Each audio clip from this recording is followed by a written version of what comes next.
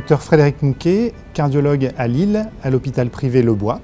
La cardiomyopathie du péripartum est une forme d'insuffisance cardiaque à fraction d'éjection altérée qui survient en fin de grossesse, le plus souvent au décours immédiat, mais parfois de manière retardée 5 à 6 mois plus tard.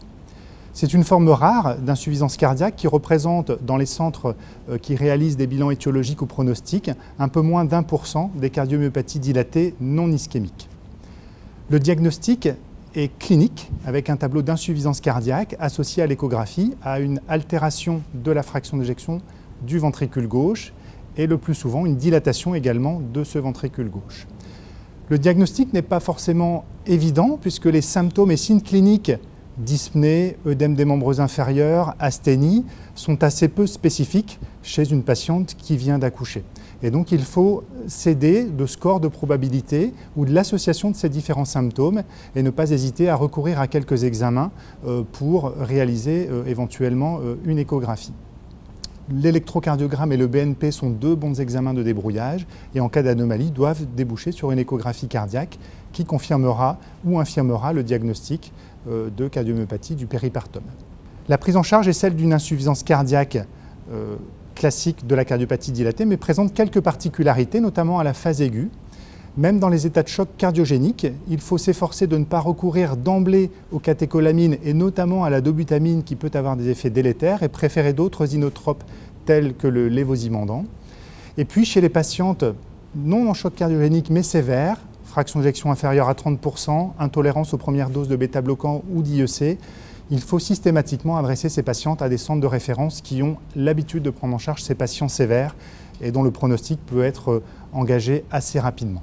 Concernant la prise en charge dans la phase chronique, elle est cette fois strictement superposable à celle de l'insuffisance cardiaque chronique avec l'association des différentes thérapeutiques. Deux particularités une fois de plus. Le taux de récupération est assez important dans ces formes de cardiomyopathie. Il n'est pas rare que l'on doive diminuer, voire arrêter finalement les bêta-bloquants, les vasodilatateurs qui créent des effets indésirables lorsqu'elles ont récupéré.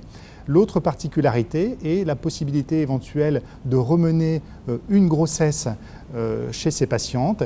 Si elles ont récupéré une fraction d'éjection ventriculaire gauche, elles peuvent éventuellement envisager une autre grossesse avec une surveillance particulière. Chez les patientes qui n'ont pas récupéré complètement leur fraction d'éjection ventriculaire gauche, la nouvelle grossesse est fortement déconseillée et si elle arrive malgré tout, elle doit être vraiment très entourée et gérée dans un centre de compétences.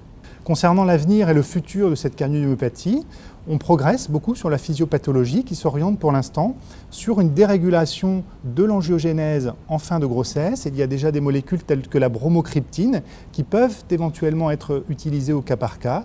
Le niveau de preuve reste cependant assez faible et donc l'utilisation de ces traitements, une fois de plus, est recommandée plutôt dans des centres d'expertise ou après avis d'un référent local et pas de prescription systématique pour l'instant. Et il n'est pas impossible qu'il y ait de nouveaux traitements plus spécifiques qui débouchent dans les années à venir.